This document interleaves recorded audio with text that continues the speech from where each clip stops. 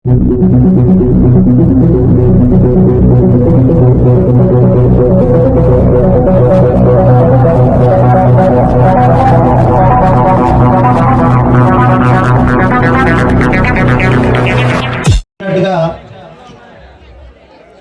ఈరోజు రాజ్యాధికారానికి దగ్గరగా ముఖ్యమంత్రి స్థానానికి వచ్చే ఎన్నికల నాటికి మనం అందరం కూడా దగ్గరగా ఉన్నాం.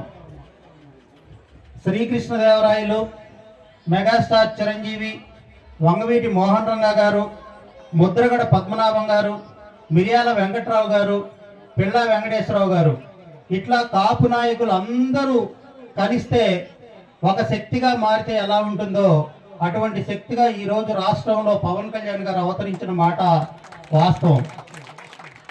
ఈ శక్తిని కోపంతో నష్టపరుచుకోకుండా కోపాన్ని ఆలోచనగా మార్చుకొని రాజకీయంగా కర్ర ఉన్నోడిదే బర్రె, అధికారం ఉన్నోడిదే శాసనం, ఆ దిశగా మన చిలకలూరుపేటలో కూడా మనకు ఒక మంచి అవకాశం వచ్చింది.